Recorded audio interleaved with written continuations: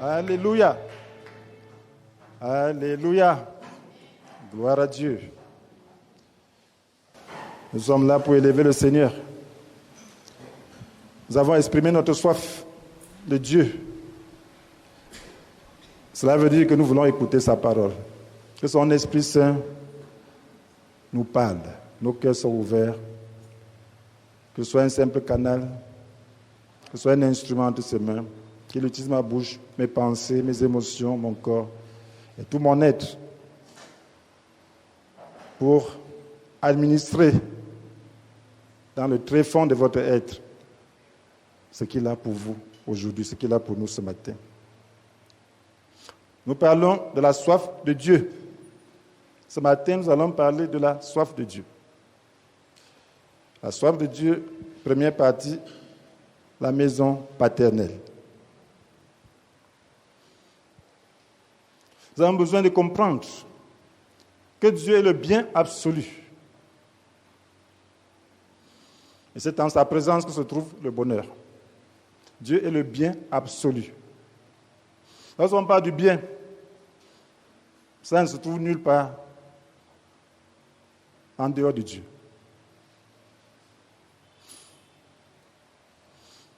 Nous voulons ce qui est bien, nous voulons le bonheur, nous voulons le bien. Et c'est dans sa présence que se trouve ce bien, que se trouve ce bonheur. Nous avons besoin de savoir comment retrouver la présence divine. Mes chers frères et sœurs, la foi est un mystère. Et la norme, c'est la parole de Dieu. La norme, c'est les expériences approuvées que le Seigneur nous a données et qui sont consignées dans les Saintes Écritures. Il y a des hommes que Dieu a approuvés. Et à travers ces personnes, nous voyons ce que Dieu veut. Nous voyons ce qui fait le véritable bonheur. La Bible dit que c'est de Dieu que viennent toutes choses. Nous savons qu'il y a un seul Dieu, le Père, de qui viennent toutes choses. Et pour qui nous vivons. 1 Corinthiens 8, verset 6. De qui vient toutes choses. Dieu n'a pas créé quelque chose de mal. Dieu est le bien absolu. S'il y a le mal dans le monde aujourd'hui, ce n'est pas de la création divine. En lui se trouve la perfection. Et dans son environnement se trouve la perfection et le bonheur parfait.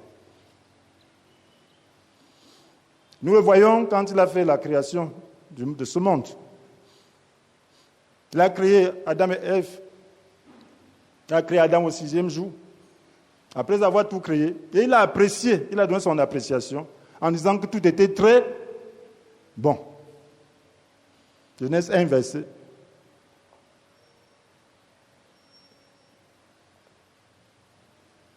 Tout était très bon. Alors, cela veut dire que l'homme était aussi très bon. Est-ce que l'homme est toujours très bon?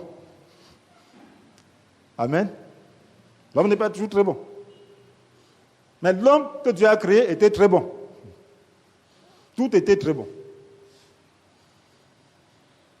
Et l'environnement dans lequel Dieu avait mis l'homme était très bon.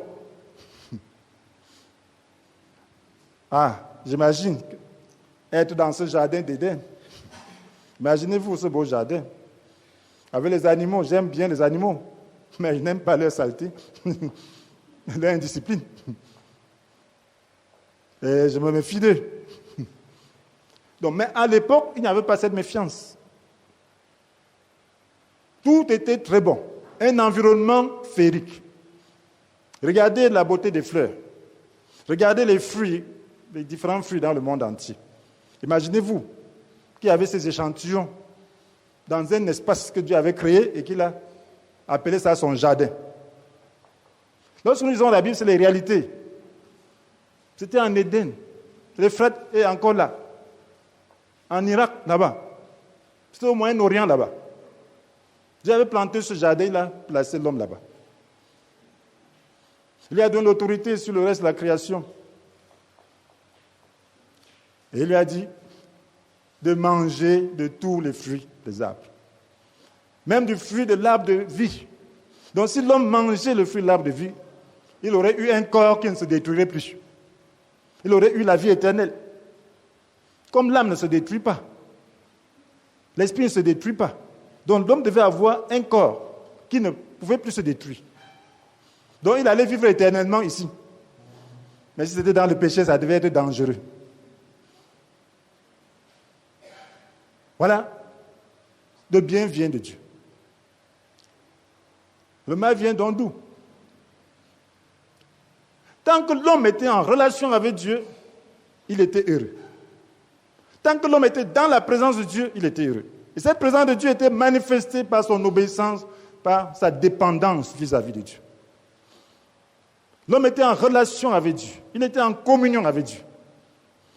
Et pour ces raisons, il ne se souciait de rien. Il avait tout ce qu'il lui fallait. Le diable n'avait pas d'autorité sur lui. Les animaux étaient ses amis. C'étaient ses serviteurs. Dieu l'avait établi sur eux. Et même le serpent causait avec l'homme.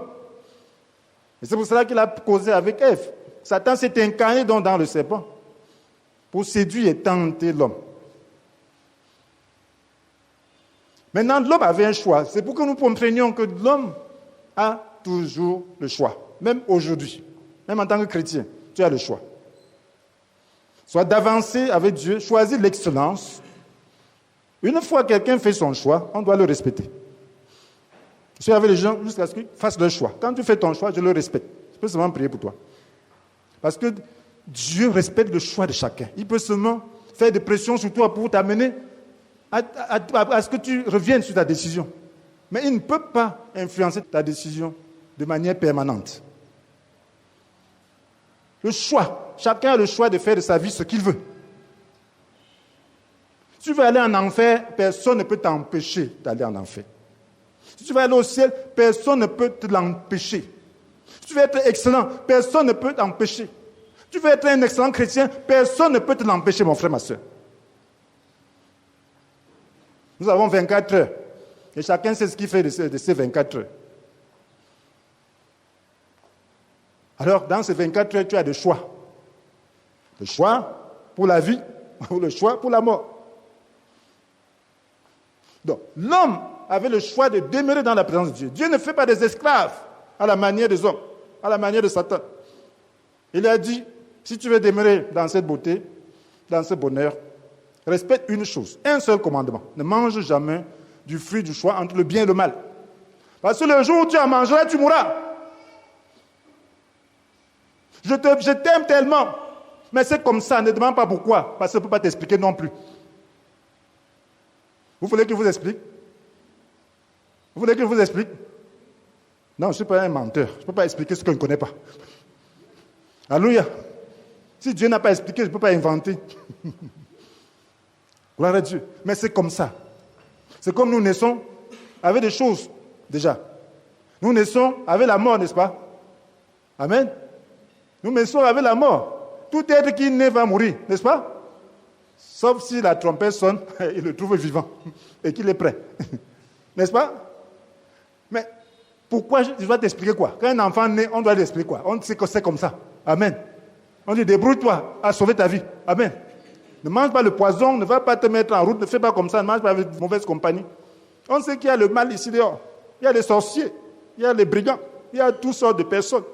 Donc tu dois seulement savoir comment vivre. C'est comme ça.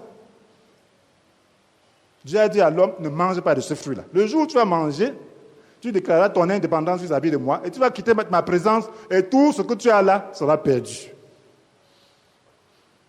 L'homme par séduction a fait le choix de l'indépendance vis-à-vis de Dieu. Il veut être libre. C'est ce que le diable fait. Le diable dit le péché est bon. Mais quand tu goûtes, c'est amer. Ce n'est pas sucré. Il dit tu seras libre en péchant. Mais quand tu pêches, tu deviens un esclave du péché. Un acte de péché en appelle un autre. Ça va te donner la vie et tu trouves la mort. C'est comme ça que le diable a tout fait. Donc Dieu a créé l'homme pour qu'il vive dans sa présence. Parce que c'est dans sa présence que se trouve le bien absolu, le bonheur. Dieu venait rendre visite à l'homme physiquement. Sa présence remplissait la terre, son esprit remplissait. Et l'homme a déclaré son indépendance vis-à-vis de Dieu. Et il s'est retrouvé comment? Dans un état de crainte, dans un état de peur, dans des soucis, dans l'angoisse. Il a commencé à avoir des besoins qu'il ne peut pas satisfaire. Il s'est rendu compte qu'il était nu. Est-ce qu'il avait un problème de nudité avant? Est-ce qu'il avait un problème de vêtements avant? Il a commencé à porter des soucis. Il se débrouille avec les feuilles de figuier. Est-ce que ça peut vraiment couvrir la nudité de quelqu'un? Juste un vêtement de quelques minutes. Si tu tournes comme ça, là, ça va se déchirer. Tu t'assois comme ça, là, ça se casse. Donc voilà la solution de l'homme. Il s'est retrouvé dans la misère, dans des problèmes insolubles. Et c'est Dieu qui vient vers lui. Il cherche, il fuit Dieu. Il se cache. Donc depuis lors, l'homme a perdu le bonheur. L'homme s'est retrouvé dans les conflits. L'homme s'est retrouvé sous d'autres esprits, sous la domination du diable. La mort, les conflits, la haine, c'est né.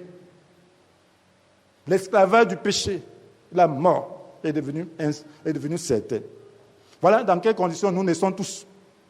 C'est pour ça que la Bible nous dit dans Romains chapitre 3, verset 23, tous ont péché, en effet, sont privés de la glorieuse présence de Dieu. Cette désobéissance a amené l'homme à être privé de la glorieuse présence de Dieu. La présence de Dieu est glorieuse. La présence de Dieu est glorieuse. Depuis lors, l'homme qui naît reconnaît qu'il a un problème et veut retrouver cette glorieuse présence de Dieu. Il n'y a aucun être humain qui naît ici et se sent satisfait en tout point. Personne n'est satisfait en tout point. Lorsque tu commences à prendre connaissance de la vie, lorsque tu commences à voir ce qui se passe autour de toi, lorsque tu commences à perdre de chers amis, lorsque tu perds des personnes chères, tu sens que la vie est méchante. Lorsque tu as mal à la tête, tu sens que non, ici, ce n'est pas le paradis. Lorsque tu vois les gens accidentés, tu sens que ce n'est pas le paradis ici. Quel que soit ce qu'on peut avoir, il n'y a aucune assurance. Pourquoi? Parce que l'homme s'est éloigné de Dieu. Donc, frères et sœurs, nous allons comprendre la source de misère de l'homme. Nous allons parler de quelques signes de l'éloignement de Dieu. Et parler de comment la soif de Dieu naît. Nous parlons de la soif de Dieu. Et ensuite, nous allons parler d'un cas qui va résumer et nous faire comprendre davantage. Un exemple. Donc, vouloir faire ce qu'on veut est la source de la misère humaine. Vouloir faire ce qu'on veut est la source de la misère humaine. Quand tu veux faire ce que tu veux, tu es déjà misérable. Tu seras misérable. L'homme doit chercher à faire ce que Dieu veut. Si tu cherches à faire ce que Dieu veut, tu seras heureux. L'homme est tombé parce qu'il a voulu faire ce qu'il veut. Faire ce que je veux. On va être indépendant. Sans savoir que notre indépendance, c'est une dépendance vis-à-vis d'un autre, vis-à-vis du mal, le chef de puissance spirituelle mauvaise. Cet esprit qui agit maintenant dans les hommes rebelles à Dieu. Donc quand tu veux faire ce que tu veux, sache que tu veux vraiment faire ce que le diable veut. À travers ta chair. Quand tu dis je veux faire ce que je veux, ça veut dire que tu veux faire ce que le diable veut, mais pas l'entremise de ta chair. Ça veut dire que tu ne veux pas soumettre ta chair. Tu ne veux pas que ta chair soit crucifiée, brisée, pour faire la volonté de Dieu. Et c'est ça la source. Voyez, nous voyons le cas de l'enfant prodigue dans Luc chapitre 15, autant pour moi. Luc chapitre 15. Vous connaissez l'histoire de l'enfant prodigue, un homme qui avait 2 fils. Il y avait l'aîné et le cadet. Mais le cadet a dit, je veux faire ce que je veux. Donne-moi pas d'héritage maintenant. Ce qui me reviendra un jour, quand tu ne seras plus là. Je veux manger. Je veux faire de ça ce que je veux. Il a pris, il est allé. Il a fait de cela ce qu'il voulait, non? Mais il s'est retrouvé comment? Dans un état de misère totale. Il voulait même trouver du travail, il ne trouvait pas. Le seul travail qu'il avait trouvé, c'était garder le porc. Et dans la culture juive, garder le porc, c'est une abomination parce que le porc était un animal impur. Donc quand Jésus prend l'exemple du porc, ça veut dire qu'en réalité, il était dans l'abomination. Il voulait même manger la nourriture du porc, les caroupes. Parce que quand tu commences à travailler, on ne te paye pas tout de suite. Il faut attendre la fin du mois. Mais il n'avait rien. Il dit, il veut manger un peu de la nourriture du porc. On dit, niet, on ne te donne pas ça. Ça, c'est la nourriture du porc. On ne t'a pas payé pour ça. Ça se paye. Donc il s'est retrouvé dans cet état de misère totale. Qu'est-ce qui s'est passé? Il a dit, il a pensé à la maison de son père. Il a dit, mais tiens, je suis ici à travailler très dur. Je n'arrive même pas à manger. Je vais mourir de faim alors que je travaille très dur. Pourtant, les serviteurs de la maison de mon père sont aussi à l'aise. Ils mangent à leur faim. Ils mangent même beaucoup. Mais ici, là, je travaille dur, je ne peux même pas manger. Il a dit, non. Voilà où se trouve l'homme. L'homme qui a quitté la présence de Dieu souffre. Il travaille dur, mais il n'est pas heureux. Il cherche le bonheur de tous les côtés, de mille manières, mais il n'est pas heureux. Il ne trouve pas. Le roi Salomon a essayé. Ce que Dieu lui avait donné, il a essayé de trouver le bonheur dans tout ça, mais il n'a pas trouvé. Jusqu'à ce qu'il retourne à Dieu. Amen. Parce que le bonheur ne se trouve pas dans ces choses-là. Si quelqu'un vous dit que le bonheur se trouve dedans, il vous trompe. C'est le mensonge, c'est une poursuite de vent. Le bonheur ne se trouve même pas dans le mariage. Le bonheur ne se trouve même pas dans l'argent, même dans les enfants. Le bonheur se trouve qu'en Dieu. Et toutes ces choses-là sont des moyens de pouvoir juste apporter un plus-value à notre bonheur. Donc, frères et sœurs, nous avons besoin de comprendre. Si tu n'as pas le bonheur sans ces choses-là, tu ne l'auras pas avec ces choses-là. Donc, voilà la situation de l'enfant. Il avait seulement besoin de rentrer dans la maison paternelle. Amen. Mais quand il est rentré, n'est-ce pas, il a trouvé le bonheur. Mais il allait seulement chercher le travail. Parce qu'il était juste, moi j'aime vraiment cet enfant-là, parce qu'en réalité, il était objectif. Il dit, j'ai déjà mangé ma part d'héritage. Donc, si je pars là-bas, ce n'est plus pour dire que je suis héritier. Donc, si je pars là, je vais demander le travail. Parce que c'est que le serviteur là-dedans est bien. J'ai essayé de trouver le travail, il n'est pas trouvé. Il s'en va pour demander le travail. Son père dit, tu es mon fils. Je t'attendais. Alléluia. Oui, mon frère, ma soeur, dans la maison de Dieu, dans la présence de Dieu, quel que soit là où tu es parti, si tu reviens dans sa présence, Dieu va te considérer comme un fils. Si tu reviens réellement, parce que le diable, lorsque les gens s'éloignent de la présence de Dieu, le diable leur fait croire que Dieu ne peut plus jamais les accepter. Non, c'est le mensonge. Si tu es résolu de venir cette fois-ci, Dieu va t'élever. Dieu va t'habiller, il va t'élever au niveau du fils. Voilà ce qui est arrivé à l'homme. L'homme a été déchu, Adam a été déchu. Nous sommes des descendants d'Adam. Nous sommes déchus de la glorieuse présence de Dieu. Mais maintenant, en Jésus-Christ, Dieu nous accepte. Nous sommes des fils adoptifs. Nous sommes des héritiers, co-héritiers de Christ. Alléluia. Amen. Mais nous avons fait des abominations. Nous avons manqué de tout. Mais pourvu que tu ressentes que c'est dans sa présence que se trouve le bonheur. Pourvu que tu viennes pour obéir. Pourvu que tu viennes. Parce que venir à Dieu, c'est venir lui obéir. Parce que dans une maison, il y a des règles. Et on doit se soumettre aux règles de la maison. Sinon, il y aura des autres. Quand tu viens dans la maison de Dieu, tu dois lui obéir. Sinon, tu ne pourras pas vivre dans cette maison-là. Mes frères et sœurs, c'est très important. Vous savez, lorsque Dieu a créé les choses, il y a eu de l'ordre. Il a créé les poissons, pourquoi? Pour qu'ils vivent dans quel environnement? Dans l'eau, non? Amen. Est-ce que le poisson peut vivre hors de l'eau? Non.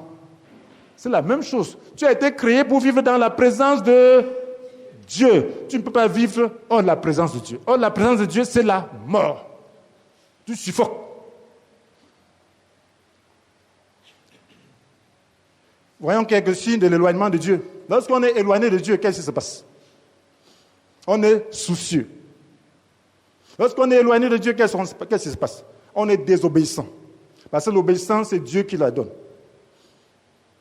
L'homme n'a pas de pouvoir en lui-même d'obéir.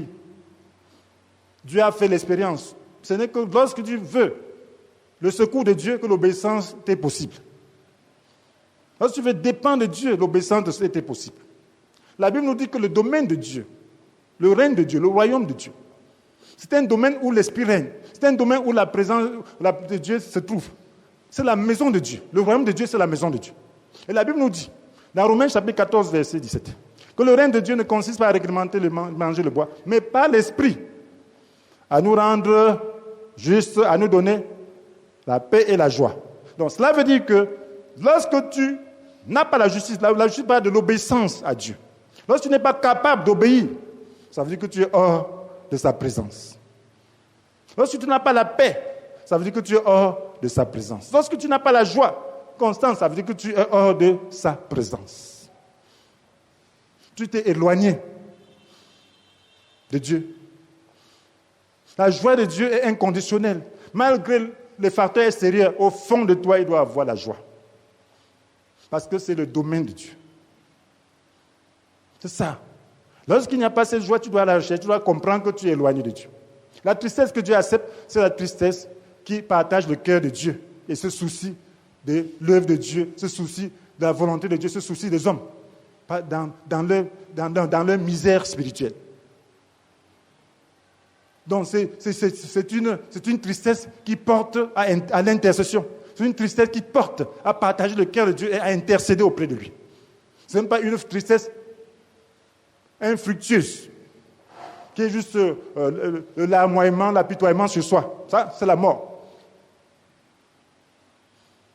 Dieu veut qu'on crucifie la chair. Le larmoiement, l'apitoiement sur toi, Dieu ne connaît pas ça. Dieu dit de porter ta croix pour être dans la joie, en toute situation. Mais quand tu n'arrives pas à porter, tu es loin de lui. Ça veut dire que tu ne veux pas obéir. Dieu dit porte ta croix, tu n'obéis pas, tu t'éloignes. C'est un signe que tu es loin de Dieu. Et tu as besoin donc de porter ta croix. Lorsque tu vas porter ta croix, tu vas voir le règne de Dieu venir dans ta vie. Lorsque tu acceptes la douleur de la croix, alors le Saint-Esprit enlève cette douleur et te donne la joie, parce que tu entres ainsi dans le domaine où se trouve la liberté. Et lorsque tu refuses, tu vas lutter. Même mourir, ça ne dit rien à Dieu, parce que tu es hors de lui. Tu n'es pas dans sa maison. Tu n'es pas dans son domaine. Mais humilie-toi, viens dans son domaine, tu te sentiras heureux. Vous voyez, le poisson hors de l'eau suffoque. C'est tantôt que nous avons été créés pour demeurer dans la présence de Dieu. Hors de cette présence, nous suffoquons. Nous sentons que ça ne va pas. Mes frères et sœurs, dans la vie du chrétien, il y a des étapes. Il y a différentes situations. Regarde bien ta vie, tu vas te rendre compte que le temps où tu as été le plus misérable, c'est le temps où tu t'es éloigné de Dieu. Quand tu es éloigné de Dieu, tu ne sais même pas. Mais tu te rends seulement compte qu'il y a un problème. Et tu penses que le problème, c'est les autres. Tu n'es pas satisfait. Il y a quelque chose que tu cherches, tu n'arrives pas à saisir. Mais si tu as l'expérience, Dieu va te montrer que tu t'es éloigné de lui. Et tu as besoin de sa présence. Entrer dans sa présence n'est pas aussi évident que tu penses. Ce n'est pas évident. Ce n'est pas évident. Donc il faut être vraiment désireux. Il faut savoir qu'on veut rentrer. Voilà pourquoi nous parlons de comment la soif de Dieu naît. Comment la soif de Dieu naît. Vous voyez, Dieu a créé l'homme à son image. Et parce que l'homme est créé à l'image de Dieu, cela veut dire que l'homme est esprit comme Dieu est esprit. L'homme a une nature spirituelle. Il a une nature psychique. Son âme. Que sont ses émotions, sa pensée, sa volonté. Ça, c'est l'âme. C'est ça qui te permet de mener une vie consciente sur cette terre. C'est parce que tu penses que tu sais que tu vis. Tu as des émotions, tu sais que tu vis. Tu as une volonté, tu sais que tu vis. Donc, l'homme a été créé avec une nature spirituelle. Et cette nature spirituelle devait être en communion avec Dieu. C'est son esprit. Depuis que cette communion a été brisée, la Bible dit que l'homme est mort. Dans Ephésiens 2, verset 1, que vous étiez mort à cause de vos péchés. Parce que ça vous conformez votre manière de vivre à cette monde. Vous suivez le chef de puissance spirituelle, mauvais, cet esprit qui agit maintenant dans les hommes rebelles à Dieu. Donc on suivait. Donc tu es mort. Ce n'est pas vide. La nature aurait du vide. Tu suis un autre esprit que Dieu. Quand tu es séparé de Dieu, tu suis un autre esprit que Dieu. Maintenant, au fond de l'être humain, il y a son esprit qui est mort, mais qui crie. Dans Ecclésiaste chapitre 3, verset 12, la Bible nous dit que Dieu a implanté au tréfonds de l'être le sens de l'éternité. Ecclésiaste 3, verset 12. Dieu a implanté au fond de l'être humain le sens de l'éternité. Cela veut dire que quand tu es né ici-bas, et tu te rends compte que tu vas mourir un jour, tu n'es pas content. Amen. Amen. Qui est content de savoir qu'il va vieillir et mourir demain? Le jour où tu prends conscience de tout ça, tu n'es pas content. L'enfant est petit là, il est content, jovial, jusqu'à ce qu'il devienne conscient. Vous voyez un camarade qui est mort, donc il ne va plus revenir, il va poser des questions, donc il ne va pas revenir. Donc il est parti. Commence à voir que la vie là n'a pas vraiment de sens. Cet enfant qui était brillant, qui était ceci, jovial, si beau, qui aimait la vie, s'en va comme ça, c'est fini. Tu ne vas plus le revoir. Donc sur cette terre, on ne le reverra plus. Oh, quel don le sens de la vie. Alléluia. Parce qu'en réalité, au fond de l'être humain, l'homme ne veut pas mourir. Parce que c'est Dieu qui a implanté ça. Parce que Dieu n'a pas créé l'homme pour qu'il meure demain. En réalité, l'homme ne meurt pas, il quitte seulement ce corps. Donc, il meurt physiquement, mais spirituellement, il reste vivant. Son âme et son esprit s'en vont. Voilà pourquoi la Bible dit qu'il est réservé à l'homme de mourir une seule fois. Après quoi vient le jugement, n'est-ce pas? Hébreux 9, verset 27. Comme le sort de tout homme est de mourir une fois. Après quoi, il est jugé par Dieu. Il est jugé comment? Ce corps-là, on va ramasser pour le juger? Non. On va aller chercher la pourriture là pour juger? Non. C'est parce qu'il est une personne spirituelle. Parce qu'il a une âme, parce qu'il a un esprit. Et souvent, tu quittes ton âme, tu ne sais pas si tu es dans ton corps, par l'expérience des sorciers, même des gens que Dieu a appelés. Ils se posent la question, est-ce que c'est quand ils voient leur corps qu'ils disent, hey. Donc ils ne savent même pas qu'ils ont quitté leur corps. Tellement la vie, là, est réelle. Alléluia. La vie, là, est réelle. Donc l'homme, ce n'est pas ce que tu vois là. Donc, Dieu a mis en l'homme le sens de l'éternité. Ça veut dire que moi-même, quand j'ai été conscient, j'ai vu la mort frapper autour de moi, j'ai vu des amis, lorsque j'ai perdu ma maman, à 14 ans, j'ai dit, parce que des parents pour les enfants, c'est des dieux. Hein.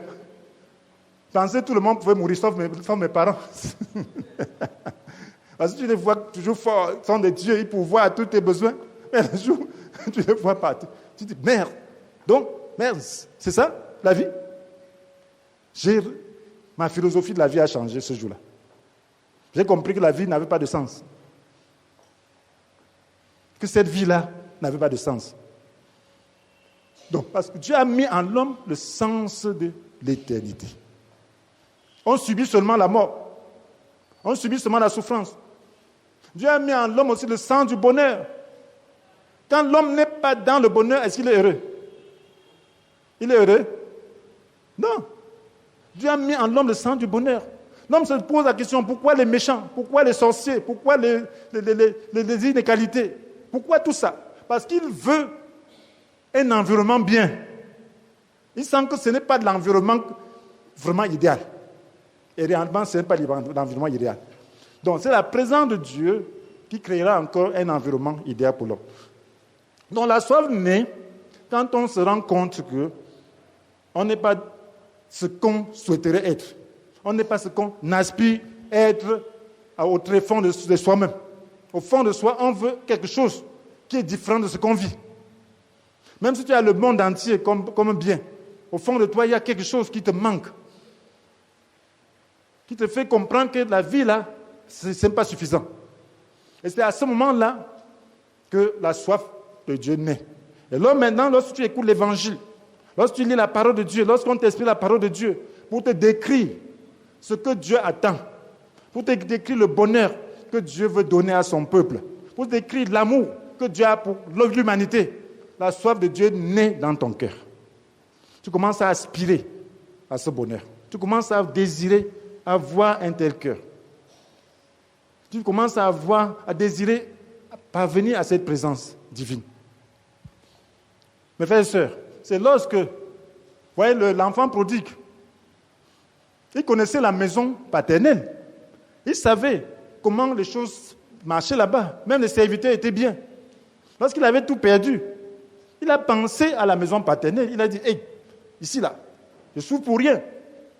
Je ne suis pas là où je devrais être. Que si je suis même dernier là-bas, dans la maison paternelle serait heureux. C'est la même chose. L'homme a au tréfonds de lui-même le sens du bonheur que les premiers hommes avaient connu. Parce que Dieu avait créé l'homme pour le bonheur et non pour le malheur. Donc il aspire à cela. Il aspire à un monde où le bonheur est parfait. Il aspire à un monde où la santé est parfaite. Il aspire à un monde où il ne vieillira pas. Il aspire à un monde où il aura tout ce qui est nécessaire pour lui. Il aspire à un monde où tout le monde est gentil et compréhensif et plein de sagesse. Il aspire à un monde où il n'y a pas de méfiance. Il aspire à un monde où tout est bien. Il aspire à un monde où il y a l'éternité. C'est ça qui fait la soif. Même en tant que chrétien, lorsque tu crois, il y a la norme de Dieu. La Bible nous dit ce que c'est qu'un chrétien. Vous voyez, lorsque tu as des soucis, la Bible nous dit, dans Matthieu chapitre 11, verset 28, c'est le Seigneur Jésus qui dit, « Venez à moi, vous tous qui êtes accablés sous le poids d'un lourd fardeau, je vous donnerai du repos. » Venez à moi, vous tous qui êtes accablés sous le poids d'un lourd fardeau, je vous donnerai du repos. Je vous assure que ce monde sans Dieu est un fardeau lourd. Ce monde sans Dieu est un fardeau lourd. Même l'homme le plus heureux, apparemment, qui peut s'offrir tous les plaisirs, lui voit sa vie comme un fardeau lourd. C'est très lourd. Maintenant, c'est dans la présence de Jésus. Jésus parle de la présence de Dieu. C'est en Jésus que se trouve donc le bonheur. Il dit, venez à moi, vous tous qui êtes accablés sous le poids d'un lourd fardeau. Je vous donne du repos.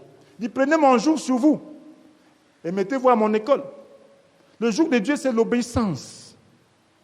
Le joug, c'était pour conduire les animaux. On attelait les animaux, on les conduisait pour pouvoir labourer. Donc le Seigneur dit, prenez le joug pour que je puisse vous mener. Et mettez-vous à mon école, dont je vous enseigne, pour que vous puissiez commencer à marcher selon mes enseignements. Quand mon fardeau est facile à porter, la charge que vous impose est légère. Donc son fardeau est facile à porter. Ce n'est pas un fardeau, ce n'est pas un joug dur. Et son fardeau n'est pas pesant. Donc il enlève ton fardeau pesant et il te donne un petit fardeau. C'est comme si quelqu'un t'enlève une charge de 50 kilos pour donner une charge de 3 kilos ou de 2 kilos. Il n'y a pas de différence. Tu peux courir avec ça. Mais avec l'autre, tu allais seulement mourir. Tu allais t'écraser. Voilà ce qui fait la soif d'un chrétien. Lorsque tu sais ce que Dieu veut, lorsque tu sais l'état du véritable chrétien. Maintenant, lorsque tu lis la Bible, lorsque tu as des révélations par rapport à ce que Dieu attend de toi en tant que fils de Dieu, ça doit créer la soif.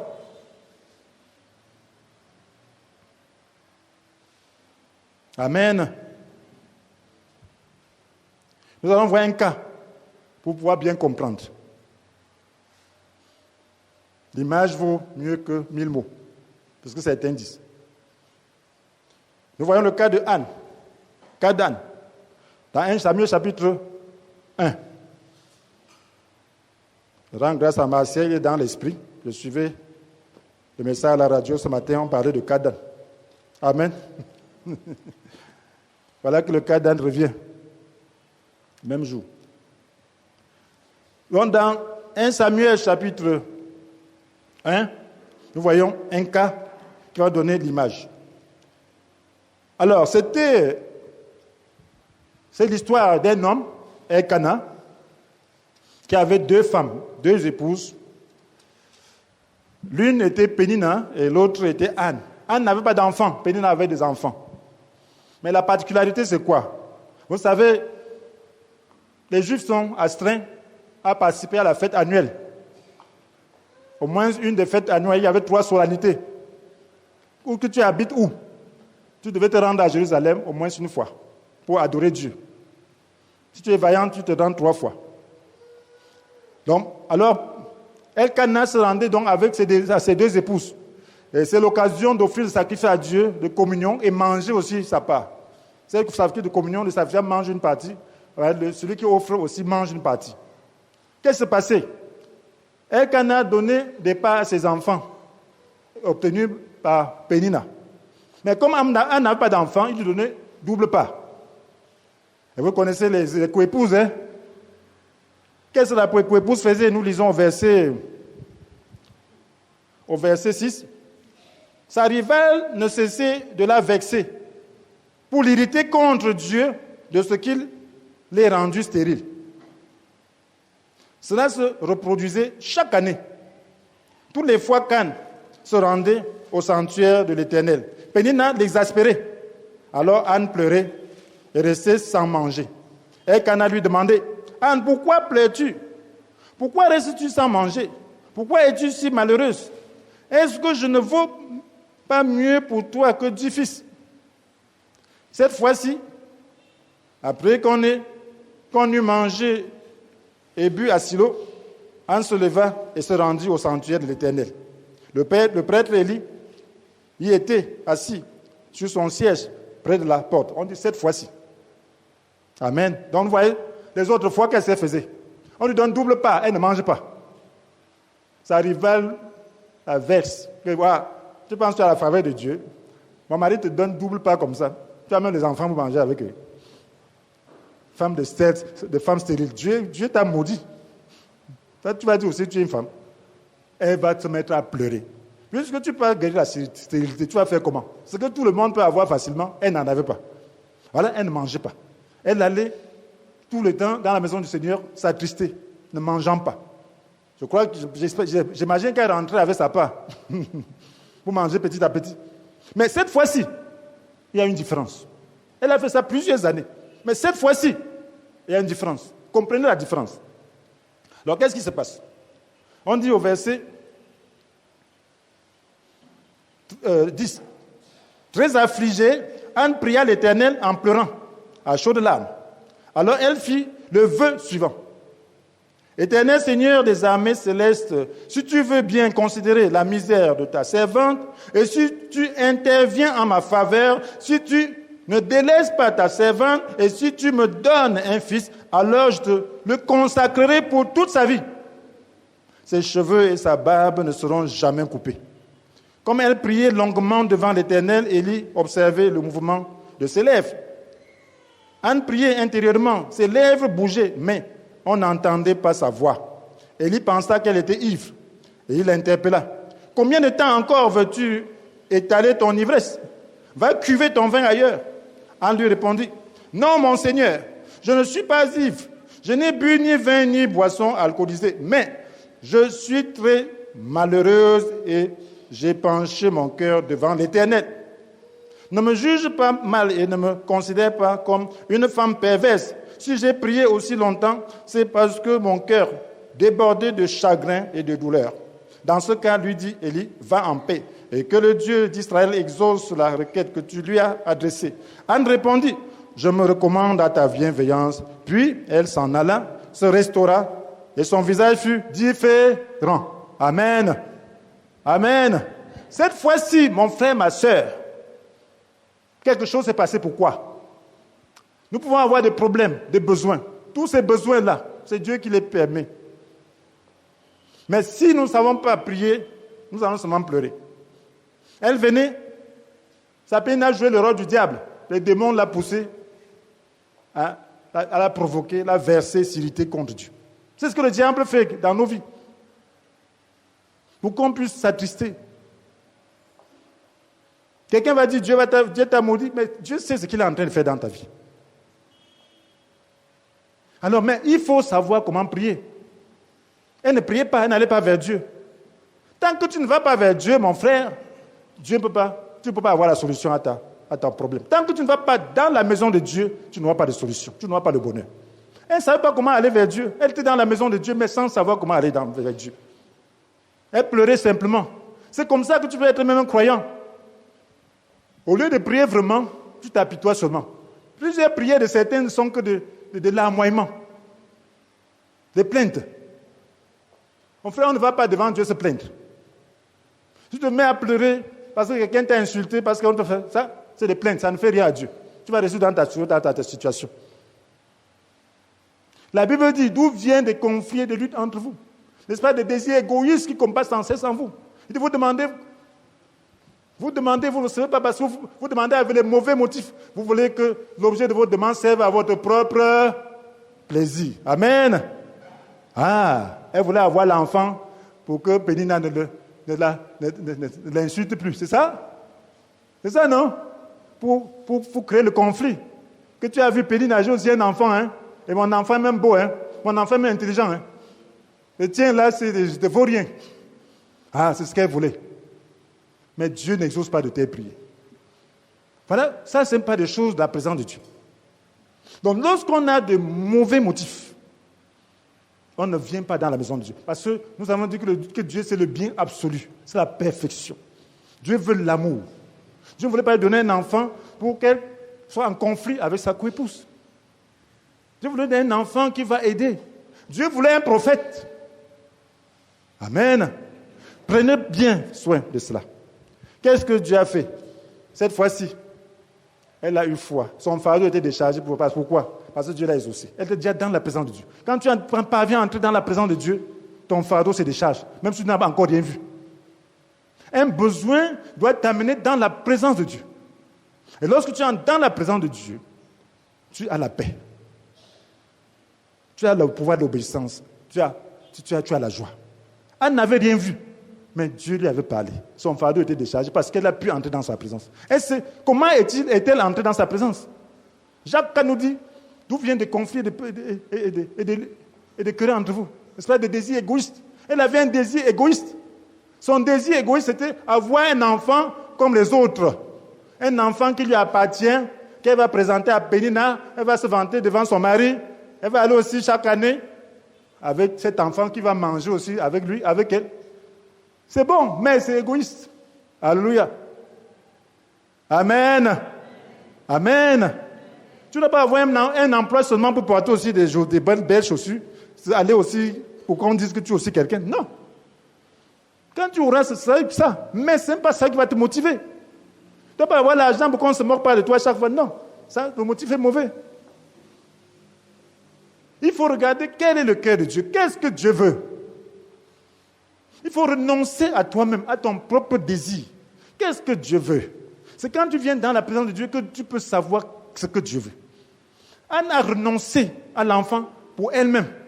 Elle a dit, si tu me donnes un enfant, un garçon, je veux te le consacrer, le rasoir ne passera pas sur sa tête.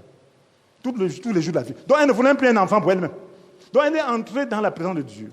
Et Dieu lui a montré son besoin. Dieu voulait un prophète. C'était un moment où le peuple était dévoyé. Dieu voulait quelqu'un qui puisse gérer le peuple pendant ce temps-là. Et il fallait quelqu'un, parce que Dieu ne fait rien sans passer par les hommes. Il fallait que quelqu'un gémisse par rapport à ça. Il fallait que quelqu'un entre dans son cœur. Dieu veut quelque chose. Avec ton besoin, Dieu veut t'amener dans sa présence et déposer un fardeau dans ton cœur par rapport à son travail, par rapport à son œuvre. Tu n'as pas d'argent, renonce à l'argent pour toi-même, mais Dieu va te mettre un fardeau. Et il va te donner l'argent pour cela. Pas seulement comme les autres. Pas vie pour l'orgueil de la vie, non. Pour faire la volonté de Dieu. Et lorsque ton cœur sera à ce niveau, il va te donner tous les autres. Voyez, frères et sœurs, quand Anne a agi ainsi, elle a accouché, elle a conçu tout sur le champ. C'est bien que l'année suivante, elle était déjà enceinte. Elle avait déjà accouché. Alléluia. La prochaine fête, elle avait déjà un enfant. Amen. Elle avait déjà un enfant. Et le jour où elle est allée pour consacrer cet enfant, selon sa promesse, qu'est-ce qui s'est passé? Dieu l'a consolée. Elle a prophétisé. Et finalement, Dieu lui a donné encore beaucoup d'autres enfants. Au lieu d'un seul garçon, elle a eu finalement 4 garçons. Elle a eu 2 filles. Donc, quand elle a reçu l'enfant pour Dieu, Dieu lui a donné donc 5 autres enfants. Alléluia. Cela veut dire que si tu renonces à ton désir, si ton désir, tu renonces à ton plaisir, tu cherches la volonté de Dieu, tu ne fais que ça, Dieu va s'occuper de ton bonheur. Dieu savait qu'elle avait besoin des enfants pour son propre bonheur. Dieu s'occupe de ton bonheur. Donc, dans la maison de Dieu, ne cherche pas ton propre bonheur. C'est Dieu qui se charge de chercher ton bonheur. C'est les parents qui s'occupent des enfants, non? Amen. Alléluia. Oui, c'est les parents qui disent que tu n'as pas encore de chaussures. Oui, présent le besoin. Bon, c'est lui qui décide ce qu'il va te donner pour les chaussures, non? Amen. Et les parents qui ont les moyens, n'est-ce pas, ils choisissent les bonnes chaussures. Ils disent, ceci là ne doit pas durer. Quand tu vas seulement faire comme ça là, ça va te laisser en route. Que tu choisisses ceci. Alléluia. Comme toi tu aimes jouer au ballon, là, quand tu vas tirer le ballon, ça ne va pas te déchirer. C'est ça. Mais si c'est toi qui choisis, tu vas choisir une chaussure telle que tu tires seulement le ballon, une fois tu rentres, il n'y a plus de chaussures. Donc, c'est pour dire que Dieu connaît nos besoins. Et il ne veut pas nous laisser dans la misère. Mais il veut que notre cœur soit en lui. Il ne veut pas nous perdre. Il ne veut pas qu'on fasse comme le fils cadet, qui à cause de son argent est parti loin de la maison. Dieu nous veut dans sa présence. Et quel que soit ce que tu as comme besoin, sache que ce besoin-là est en train de t'interpeller à chercher Dieu. Ce besoin-là doit provoquer la soif dans ton cœur. Ce besoin-là doit t'amener à aspirer à la maison paternelle. Ce besoin-là doit t'amener à comprendre que tu n'es pas en train de vivre la vie chrétienne que Dieu a destinée pour toi. Parce que la vie chrétienne, c'est la Bible qui dit. Dieu nous parle de notre union avec nous, nous sommes pleinement comblés. Est-ce que tu es comblé? Pourquoi tu as des soucis? Pourquoi tu as des besoins? Si tu en as, ça veut dire que tu n'es pas au bon endroit spirituellement. Adam, où es-tu? Adam n'était plus au bon endroit, n'est-ce pas? Adam n'était plus dans la position, n'est-ce pas? Adam était déjà séparé, n'est-ce pas? Mais Adam n'était plus là. Mais Jésus est venu pour remplacer Adam. Il est le deuxième homme. Pour être dans cette position permanente, nous devons être toujours en lui. Alléluia. Et tu es toujours en lui. Si tu es toujours en lui, tu seras pleinement comblé. Tu ne vas pas comblé, cherche sa présence. Renonce à ce besoin-là qui te tiraille, qui te tenaille, qui t'empêche de dormir. Et commence à dire, Seigneur, rien que ta présence, rien que ta volonté. Je veux ta présence et ta volonté. Je veux être imprégné. Je ne veux plus vivre dans la misère spirituelle. Et si tu es dans cette condition, mon frère, Dieu va s'occuper du reste. Que la crise soit à quel niveau. Même si tu n'as plus d'argent, ne te plains pas. Cherche Dieu. C'est Dieu qui est ton Père. C'est lui qui est ton Père. C'est lui qui nourrit les oiseaux du ciel. Quelle que soit la situation, Dieu nous a déjà tout donné à la croix. Il a porté nos péchés. Il a porté nos maladies. Il nous a libéré de la malédiction que la loi faisait peser sur nous en prenant la malédiction sur lui à notre place. Alléluia. Est-ce que ce n'est pas vrai? Est-ce que ce n'est pas vrai? Jésus l'a déjà fait, non? Il a désarmé tout pouvoir, le donnant publiquement en spectacle. Quand il a traîné dans son cortège triomphal après sa victoire à la croix. N'est-ce pas, c'est vrai? D'où vient encore la domination? À te plaindre du diable. Il y a problème. Entre dans sa présence. Notre besoin, c'est la présence de Dieu. Notre problème, c'est la présence. Il a déjà porté tous nos péchés. Pourquoi tu souffres encore avec les péchés? Ça veut dire que tu n'es pas dans un environnement où Dieu te veut. Tu n'es pas dans sa présence. Maintenant, tu as besoin de chercher Dieu. Pas pour ton besoin là. Dis-toi ce besoin là, Seigneur, je te le consacre. Amen. Donne-moi cet argent, je te le donne. Alléluia. Je te donne pour ton œuvre. Alléluia. Il va te donner ce qui est à toi. Il va combler ce que tu veux là. Dépouille ton cœur. Dieu nous veut saints. Et là, il ne transige pas. Il dit qu'on doit l'aimer lui seul. Tu aimeras le Seigneur ton Dieu de tout ton cœur, de toute ton âme, de toute ta pensée. Donc, tout ce que tu veux encore aimer là, renonce. Dis Seigneur, toi seul. Et prie. Prie et cherche sa présence. Cherche sa présence. Prie jusqu'à ce que sa présence se manifeste en toi. Et vis. Demande seulement la force pour vivre comme tu veux. Et tu vas voir la différence. Ton visage va d'abord changer. Quand ça va changer, on va demander, ton problème est réglé. Tu vas dire, c'est réglé, mais pas à la foi. Alléluia. Oui, le problème d'Anne était réglé par la foi. Elle est rentrée. Pénina devait être surprise ce jour-là. Que cette femme-là, je l'ai versée aujourd'hui. Elle pourrait savoir comment les femmes font. Que je lui ai fait ça Dieu aujourd'hui. Je vais voir comment elle va manger. Ça lui a coupé l'appétit. Mais elle était surprise qu'après avoir prié, elle vient s'asseoir pour manger. Alléluia. Et rayonner. Parce qu'elle avait déjà son enfant. Alléluia. Elle avait déjà son enfant par la foi. Ça veut dire, frères et sœurs, entre dans la présence de Dieu et reçois la promesse par la foi et vis différemment. Vis différemment. La foi, c'est croire avant de voir. Ne faisons plus la religion. Est-ce que Dieu est vrai? S'il est vrai, cherchez-le jusqu'à le trouver. Et nous allons donner Dieu aux autres. C'est Dieu qu'on ne peut pas voir dans nos comportements, dans nos paroles, dans nos gestes, dans nos attitudes. Non. Ce Dieu-là doit se manifester. Alléluia. Dis que je serai différent. Parce que dans sa présence, tu seras différent. Tu ne seras pas la même femme-là. Tu ne seras pas le même enfant-là qui pleurniche, qui est là toujours devant les petites situations, qui se morfond. Ah, mon ami. Il t'a créé pour ça. Tu vas vivre quand? Tu vas commencer à vivre maintenant. Alléluia. Tu vas commencer à voir la gloire de Dieu. Commencer à voir la gloire de Dieu. La gloire de Dieu, ce n'est pas les situations qu'on voit. Tu dois commencer à voir la gloire de Dieu dans ton cœur. Ça commence par là. Dis que jamais ça ne peut plus être, ça peut plus se passer comme ça. Et chercher Dieu. Et Dieu va te montrer le chemin de sa recherche. Ça, c'est la première partie. Et Dieu va nous faire entrer dans sa gloire. Donc, mes frères et sœurs, comme nous l'avons vu, ainsi notre besoin n'est pas la satisfaction de nos désirs. Un désir est juste une interpellation pour entrer dans la présence de Dieu. Ce n'est pas là ton vrai besoin. Mais le retour à la maison paternelle, où le cœur du Père étant satisfait, nous serons aussi comblés au-delà de nos attentes. Est-ce que Dieu ne t'a pas encore surpris? Est-ce qu'il n'a pas voulu... Tu as un problème de 20 000, tu as eu 100 000. Tu n'as jamais eu ça. Alléluia. Alléluia. Dieu te fait des surprises. Tu viens, mon père, j'ai besoin de 20 000. Dis que ce n'est que 20 000. Prends 100 000. Alléluia. Oui, ton 20 000 là, c'est trop petit. C'est comme ça que Dieu veut faire avec nous. Alléluia. Il veut te donner sa grâce. Le fils prodigue voulait seulement manger à sa faim. Mais le père voulait le combler de tout. Il voulait son fils. Dieu nous veut. Il voulait seulement manger à sa faim. Il vient, on change les vêtements. Hey, ce truc-là n'entre pas chez moi. Pardon. Allez lui donner, ça n'arrive pas chez moi. Changez-lui les vêtements là, les sandales, mettez-lui. Voilà comment les choses se passent chez moi. Mon frère et ma soeur, dans la présence de Dieu, il y a des choses que Dieu n'accepte pas. Dieu va te changer. Il va changer ton environnement. Il va changer ta condition. Il va changer même ta santé. Il va changer tout. Alléluia.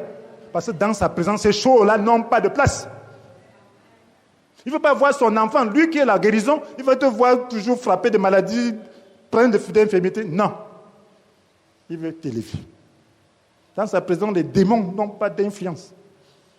Tu dois être maintenant libre et te comporter raisonnablement. Alléluia. Un voulait seulement un enfant, mais Dieu voulait un prophète. Et beaucoup d'enfants pour elle. Amen. Dieu voulait un prophète. Tu veux seulement un peu servir, mais Dieu veut que tu fasses un vrai service. Alléluia. Oui. Il veut te faire quelque chose. Entends, fais seulement sa volonté. Dis seulement ta volonté. Ce n'est que ta volonté que je veux. Et Dieu va te mettre dans le cœur ce que lui, il veut. Il a préparé pour toi. Et tu seras surpris.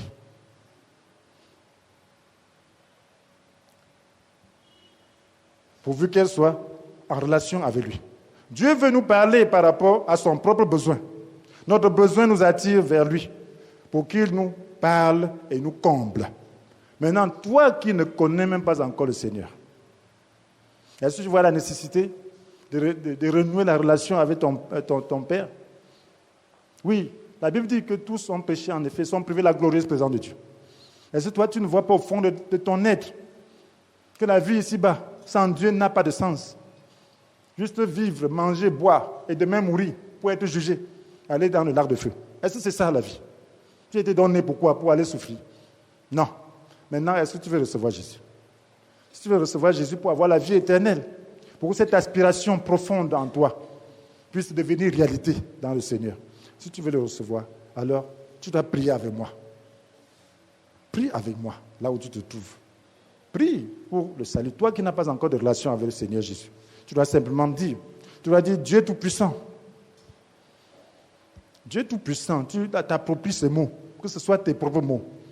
Dieu Tout-Puissant, je reconnais que je suis loin de mon milieu naturel. Je reconnais que je suis loin de mon milieu naturel, qui est ta présence. Je suis suffoqué par la vie. Pardonne mes péchés et viens dans mon cœur. Je veux faire ta volonté. Merci Seigneur de te révéler à moi. Amen. Alors si tu as fait cette prière, c'est une connexion avec le Seigneur. Alors tu pourras faire autant de prières que tu veux. Lorsque tu vas quitter ce lieu, tu vas l'adorer, l'appeler ton Père. Et puis, tu vas voir sa présence se manifester pleinement en toi. Reçois maintenant la paix du Seigneur. Reçois sa grâce. Tes fardeaux soient maintenant allégés. Que le joug que tu portes soit brisé et que tu mettes celui du Seigneur. Que le Seigneur vous bénisse.